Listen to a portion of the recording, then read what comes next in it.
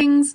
So I decided today I was going to cover one of the main veins of popular Gothic literature and Gothic fiction throughout the 19th century, which was the penny dreadful. This also kind of came up as a topic of discussion because of how many people had asked me about the show, which I'll get to in a minute.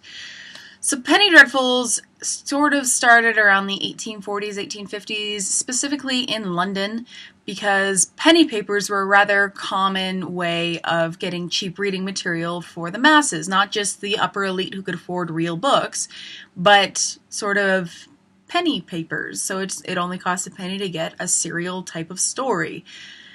When I was first kind of reading about them, I ended up finding some in this book called Dracula's Guest, Victorian Vampire Stories. This is also a very good read for those who have any curiosity about the history of the foundation of the novel Dracula, because this talks about all of the sources that are sort of attributed to guiding Bram Stoker's writing of that book, which is kind of one of the pinnacles of vampire fiction, which is entertaining to me considering it's kind of a pulp book in itself.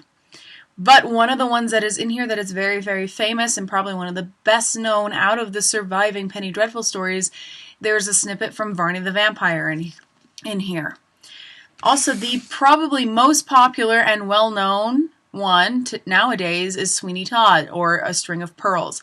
The original Penny Dreadful was published anonymously. They could never exactly attribute who wrote it, but this is actually quite an interesting read and very, very different than any of the versions I'm sure you're familiar with.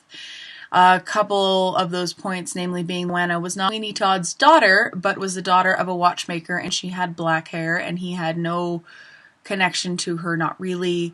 He was also a very brutal, terrifying man. Mrs. Lovett was definitely a temptress and lived across the way, and all these crazy other little details. This was a very weird and interesting read. If you ever wanted to get started reading Penny Dreadfuls, I picked this up from Barnes & Noble for about $10, and it has a lot of the big ones, including some that aren't Penny Dreadfuls exactly, such as Frankenstein and The Strange Case of Dr. Jekyll and Mr. Hyde. So the rather intriguing thing about Penny Dreadfuls is what made them rather important from a historical fiction standpoint is it's the beginning of pulp fiction. It's the beginning of pulp novelization and a type of sensationalized storytelling that becomes very entertaining very quickly. It's kind of popcorn reading. And it has all the things that were highly frowned upon in Victorian society for people to actually do, so they had to vent that somewhere, which is by reading stories about murder, sensationalism, affairs, and all of this, crazy, crazy shit. So this is a good one. I don't know if Barnes & Noble still carries it, but it was one of those paperbacks that looks nicer than it really is kind of deals, and it's a pretty thick book, and there's a couple of them that I have gone through in here and read. So I highly suggest picking one of these up if you have interest. I probably heard the term first off in this big encyclopedia I got as a teenager, Vampires, Werewolves, and Other Monsters. This is just kind of a fun guidebook to a lot of this crazy research stuff that I got jump-started in, especially because I didn't really use the internet or computers until I was going into college, because I'm old school that way for some reason. As I said, I mentioned Varney the Vampire. There's some information that is cataloged in this book, Vampire, the Complete Guide to the World of the Undead, based off of that Penny Dreadful story. So, a good lot of people are at least in part familiar with a very infamous uncaught serial killer from Victorian England, which would be Jack the Ripper.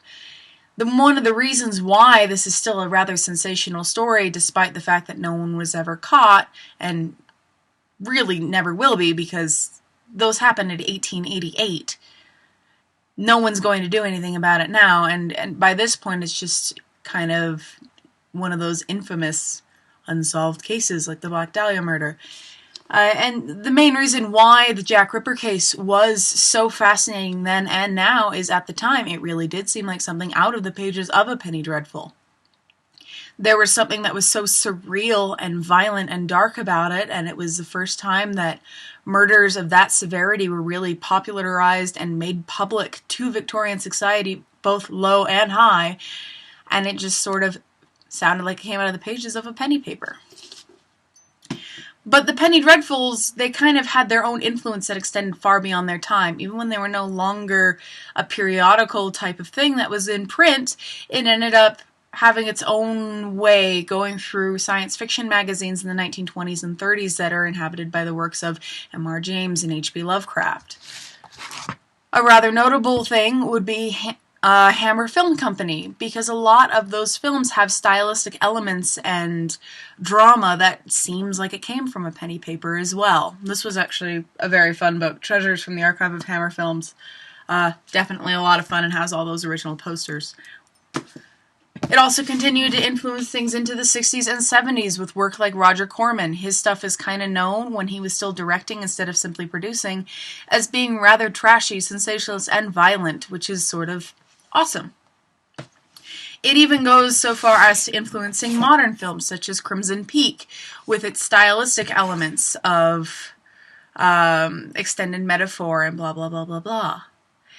Anyway, now back to this sort of initial point. I started this video because a lot of people had been asking me, a little repetitively, which is amusing, about Crimson Peak, Penny Dreadful, the TV show, and I finally did get around to watching it in its entirety about a couple of months ago, and I'm excited for season 3. It's a lot of fun. It has a lot of those elements that are present in all of those penny paper stories. It even makes mention of Varney the Vampire within the first season, since they don't actually know they're dealing with vampires at the time. That's only sort of kind of not really a spoiler for those who haven't watched the show yet. And it's intriguing. They deal with all of the present and exploited and just completely thrilling at that point in time. That Vanessa Ives is just really, really a badass character, partially in that she's very flawed and very damaged, but also seems to have that superheroine chic thing going for her anyway.